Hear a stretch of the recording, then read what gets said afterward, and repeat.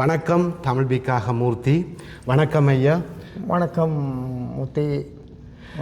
இன்றைக்கு அருள் திரு மொன்றியல் திருமுருகன் ஆலயத்தில் வெங்கடேஸ்வர குருக்கள் என்று எல்லாரும் ஸ்ரீ ஐயா என்று அன்பாக அழைக்கக்கூடிய வெங்கடேஸ்வர குருக்கள் அவர்களோடு இருக்கிறோம். வணக்கம் ஐயா. வணக்கம். தமிழ் தேனி ஒலியிலி ஊடகத்தினாக சிறப்பு செவ்விகான வந்திருக்கிற உங்களுக்கு எங்களுடைய வணக்கத்தையும் ஆசிரியர்களையும் அன்புகளையும் தெரிவித்துக் கொண்டிருப்பதில் நான் பெருமை அடைகிறேன், மகிழ்ச்சி அடைகிறேன். மகிழ்ச்சி ஐயா, மிக்க மகிழ்ச்சி, நன்றி. இந்த அருள் திரு முருகன் ஆலயத்தில் இன்றைக்கு நாங்கள் வந்து ஸ்ரீ ஐயாவோட கதைக்கிறதுன்ற முக்கிய நோக்கம் வந்து திருக்கோயிலின் திருப்பணிகள் மிக சிறப்பாக நடந்து வருகிறது. ஆலயத்தின் கோபுர திருப்பணி வந்து கருங்கற்களால் கட்டப்பட்ட கோபுர திருப்பணி வந்து மிக முடிகிற தருவாயில் இருக்குது. கோபுர தரிசனம் கோடி புண்ணியம் என்று எங்களுடைய ஆக்கள் சொல்லுவினோம். அந்த வகையில் அருமையான ஒரு கோபுரம் அமைஞ்சிருக்கிறது. மொன்றியலில் இருக்க தமிழ் மக்களுக்கு மட்டுமில்லை, கனடாவில் இருக்க மக்களுக்கு மிக பெருமை தரக்கூடியதாக இருக்குது. அதை பற்றி தான் இன்றைக்கு ஸ்ரீ ஐயாவோட நாங்கள் உரையாட இருக்கிறோம். ஸ்ரீ ஐயா எங்களுக்கு சொல்லுங்க, இந்த கோபுரம் எந்த வகையில் சிறப்பு சேர்த்துருக்குது? நாங்கள் முதல் இந்த திருக்கோயில் அமைக்கும் பொழுதே ராஜகோபுரத்துடனாகத்தான் இந்த திருக்கோயிலை அமைத்து முதல் 2006ஆம் ஆண்டு மகா கும்பாபிஷேகம் செய்திருந்தோம்.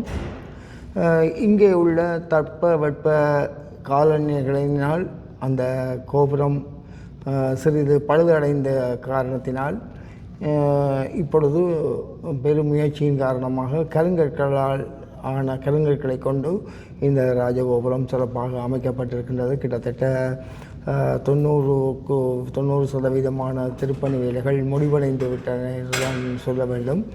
அந்த திருப்பணியை பூரணமாக திருக்கோயிலுடன் இணைந்து சிறப்பாக நடத்துவதற்காக கடந்த 20ஆம் தேதி இங்கே பாலஸ்தாமன வைபவம் 3 நாட்கள் நடைபெற்றது. அதனைத் தொடர்ந்து இந்த திருப்பணியை பூர்ணப்படுத்தும் முகமாக மேற்கொண்டு பணிகளை கோயிலுக்குள்ளே ஆரம்பிக்கும் பொருட்டும் இந்த பாலஸ்தான வைபவம் நடைபெற்றது. இந்த திருப்பணியில் உண்மையிலே கருங்கல் திருப்பணி மிக சிறப்பாக திரு தட்சிணாமூர்த்தி ஸ்தபதி அவர்கள் செய்திருக்கின்றார்கள், அவருடைய குழுவினர்கள் செய்திருக்கின்றார்கள். அதை பற்றி அவர்கள் தமிழக மீடியா ஊடகங்களிலும் சிறப்பான செய்திகளை வெளியிட்டிருக்கிறீர்கள். உண்மையிலே நாங்கள் எதிர்பார்த்ததை விட மிகவும் அழகாகவும் சிறப்பாகவும் அமைந்திருக்கின்றது. நிச்சயமாக பார்த்தவுடனே கண்ணை கொள்ளும்படியாக அமைந்திருக்கின்றது. சபதி அந்த வீடியோ பேட்டியில் ஒன்று சொல்லியிருந்தார். என்னென்னா எனக்கு பிடிச்ச விஷயம், 7வது படவீடு மாதிரி தான் இதை கருதுறன் மொன்றியல் இருக்கிற இந்த முருகன் கோயில் என்று சொல்லி அருமை. இப்பொழுது கும்பாபிஷேகம் பற்றிய விஷயங்களுக்கு செல்வோம். கும்பாபிஷேகம் என்றைக்கு நடைபெற இருக்கையா? அதோட இப்போ நீங்கள் பாலஸ்தாபனம் என்று சொல்லிக்கலே, பாலஸ்தாபன கும்பாபிஷேகத்துக்கே கிட்டத்தட்ட 3 நாள் அருமையான பூஜைகள் நடந்தது. அப்போ கும்பாபிஷேக பணிகள் எப்படி நடக்கிறது? கும்பாபிஷேகத்துக்கான ஆரம்ப கிரியைகள் வந்து 23ஆம் தேதி, ஜூன் மாதம் 23ஆம் தேதி ஆரம்பமாகிறது. படிப்படியாக தினமும் ஒவ்வொரு நிகழ்வாக இடம்பெற்று யாக ஆரம்பம் வந்து திங்கட்கிழமை 29ஆம் தேதி திங்கட்கிழமை மாலை இங்கே ஆரம்பமாகிறது. ஜூலை மாதம் 1ஆம் தேதி மகா கும்பாபிஷேகம் பகல் 11:05 சிறப்பாக நடைபெறும். அதுக்கு முன்னோடியாக இங்கே பக்தர்கள் எல்லாம் அதிகமாக விரும்புகின்ற எண்ணெய் காப்பு வைபவம் 28ஆம் தேதி ஞாயிற்றுக்கிழமை காலை 8 மணியிலிருந்து 29ஆம் தேதி திங்கட்கிழமை மாலை 4 மணி வரையும் இடம்பெறும் என்பதனை இந்த தருணத்திலே எல்லோருக்கும் தெரியப்படுத்துவதில் மகிழ்ச்சி அடைகிறேன்.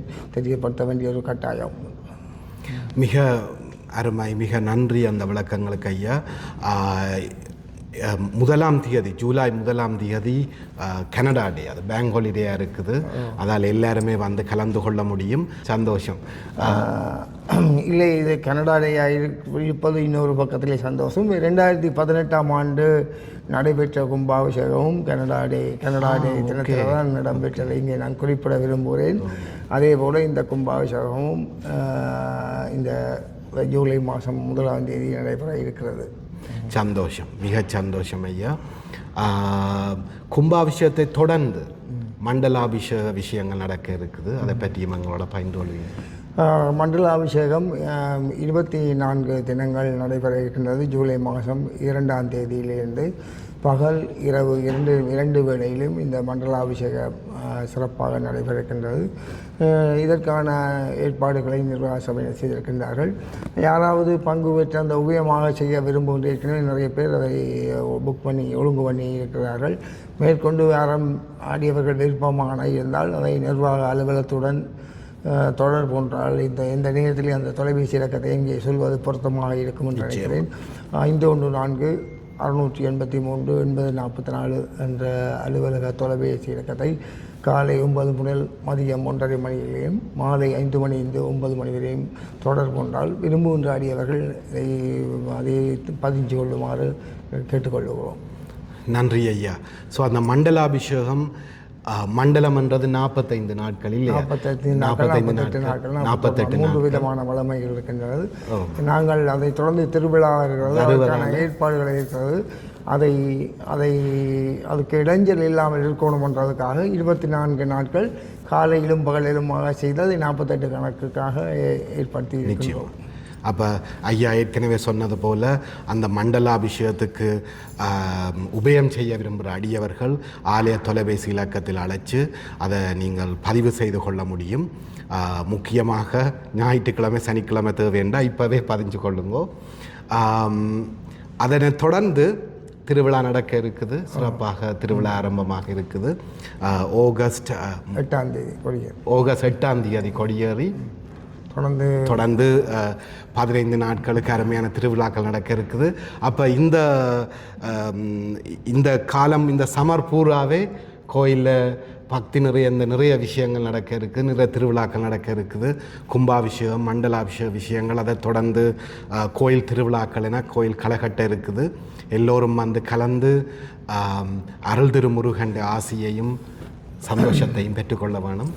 இதில் முக்கியமாக குறிப்பிடப்பட வேண்டிய ஒன்றால் கும்பாபிஷேகம் முன்னைய காலத்திலே ராஜா போன்ற அரசர்கள் சிறப்பான செல்வ வளம் வாய்ந்தவர்கள் செய்த பணியை இப்பொழுது நாங்கள் முன்னெடுத்து மக்களுடைய உதவி கொண்டு செய்கின்றோம். இந்த கும்பாபிஷேகத்துக்கு நிறைய பொருட்கள் தேவையாக இருக்குது. அது சம்பந்தமாக அலுவலகத்திலே அல்லது கோயிலிலே தொடர்பு கொண்டிருந்தால் அதை பற்றிய விவரங்களை தருவார்கள்.